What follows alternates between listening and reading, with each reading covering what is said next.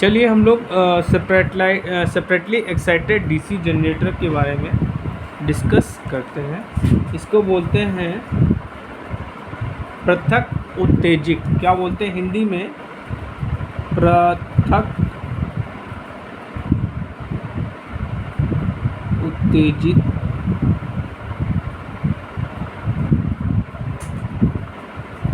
DC generator.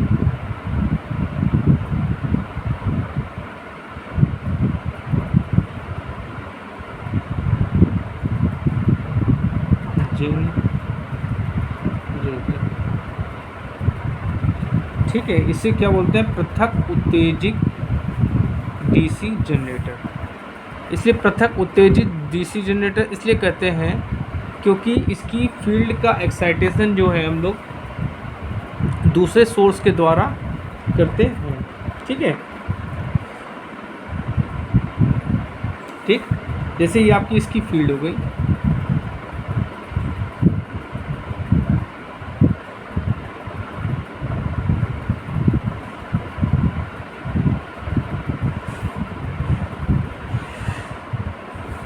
ये इसकी field हो गई। ठीक है, और इसका रेजिस्टेंस क्या हो गया? RF हो गया। इसका रेजिस्टेंस हमने क्या दिया? RF हो गया। और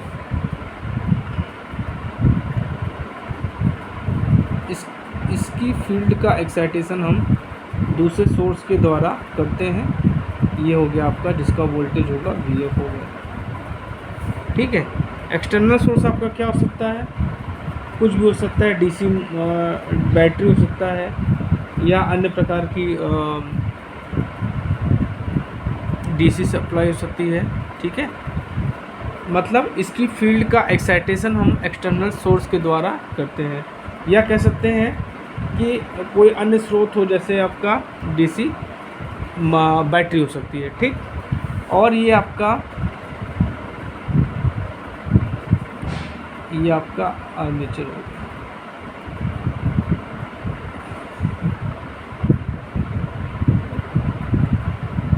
ये आपका आर्मेचर हो गया। ठीक, और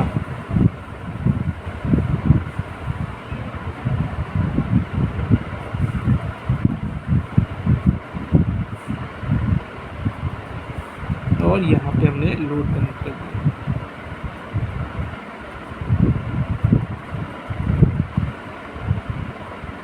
ठीक, यहाँ पे हमने लोड कनेक्ट कर दिया। इस लोड को हमने बोल दिया R। ठीक, और ये आपका कार्बन हो गया, प्लस माइनस, और ये आपका EMF हो गया EG। ठीक है, और इसका रेजिस्टेंस क्या हो गया? RA हो गया। ठीक, ये आपका, मैंने आपको बताया था पिछले लेक्चर में कि आर्मेचर के टर्मिनल्स को हम लोग A1 A2 से रिप्रेजेंट करेंगे, और ये आपकी क्या होगी? फील्ड हो गई F1, और ये आपकी F2 हो गई। ये पोलैरिटी प्लस माइनस हो गई, और ये आपका फील्ड करंट।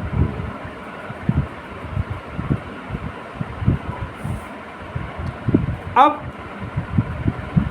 आपका जनरेटर है तो ये आपकी क्या हो जाएगी? आर्मेचर करंट हो जाएगी।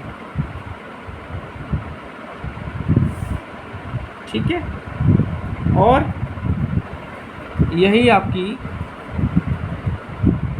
लोड करंट होगी। ओके,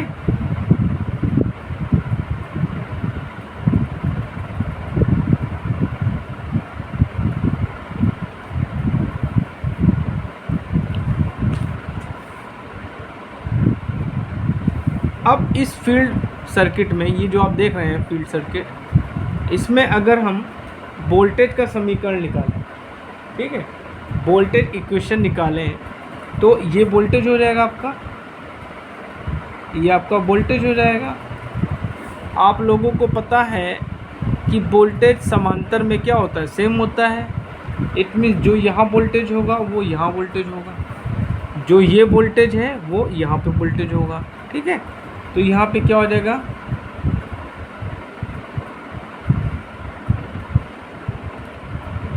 इन फील्ड सर्किट, ये आपका फील्ड सर्किट कहलाएगा।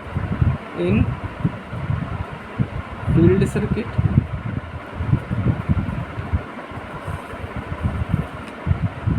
इन फील्ड सर्किट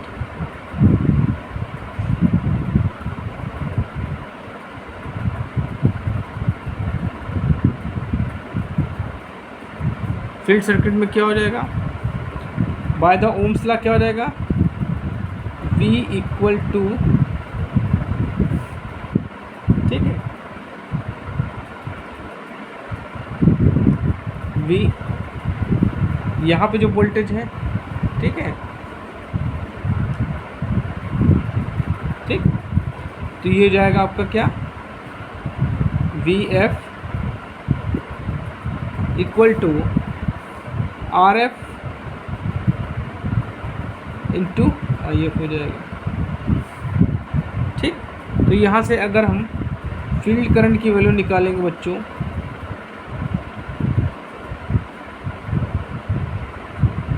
तो ये हो जाएगा VF अपॉन RF हो जाएगा, ठीक।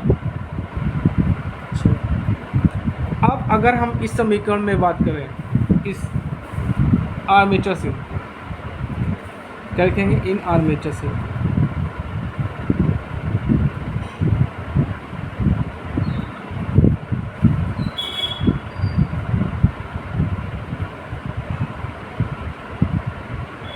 ठीक। आर्मेचर सर्किट में अगर मान लें इसमें हम KVL लगाते हैं, ठीक, ठीक है, ये क्या है आपका प्लस माइनस, तो करंट आपकी क्या हो रही है, देखिए ध्यान से देखिए, करंट जो है आपकी किससे इंटर हो रही है, ये करंट आपकी आएगी तो क्या होगी, इंटर होगी आप किससे, माइनस से। तो यहाँ पे जो हम हमने बताया था KVL जो बताया था, अगर आपने ध्यान से मेरे लेक्चर्स देखे होंगे तो हमने बताया था कि करंट जिधर से इंटर करती है उधर से ही हम डायरेक्शन लेते हैं। तो ये डायरेक्शन करंट इधर से इंटर कर रही तो ये माइनस में है, तो हो जाएगा माइनस का EG, ठीक, माइनस का EG।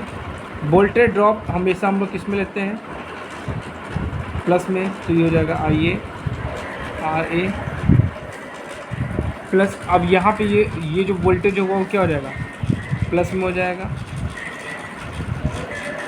Equal to 0।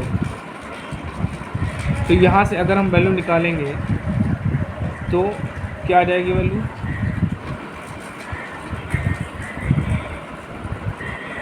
ये हो जाएगा V plus IA RA equal to EG, ठीक है।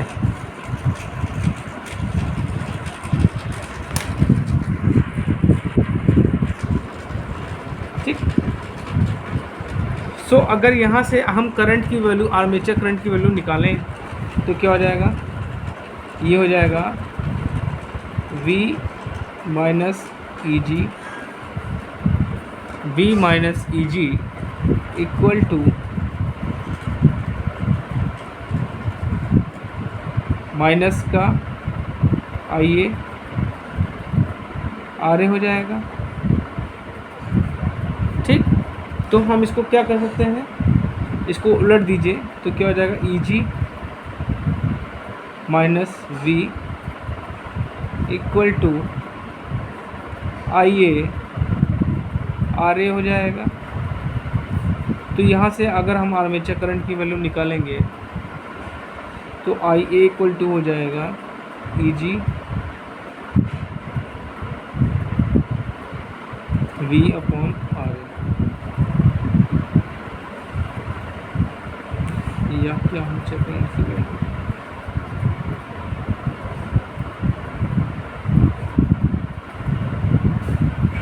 ठीक है, VG माइनस RA।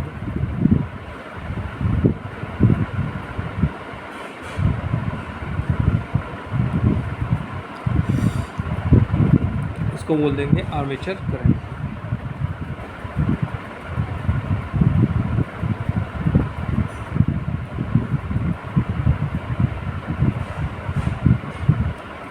ये आपकी आर्मेचर करंट होगी।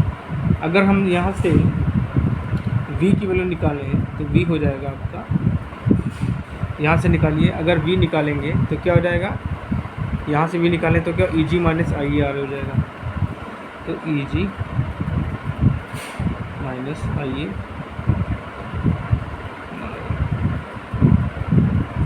ये हो जाएगा वोल्टेज का इक्वेशन।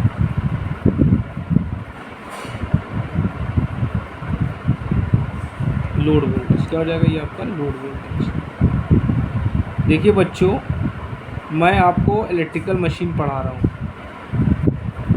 इलेक्ट्रिकल मशीन बहुत टफ होती है, तो इन लेक्चर्स को बड़े ध्यान से देखिएगा, समझिएगा, हो सकेगा तो नोट्स बना लीजिएगा, ठीक है।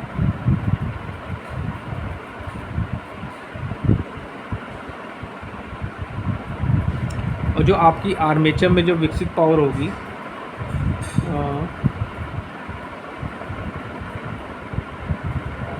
इलेक्ट्रिक पावर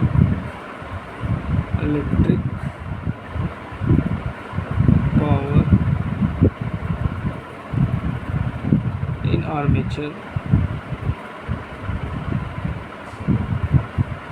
ये हो जाएगा आपका Eg।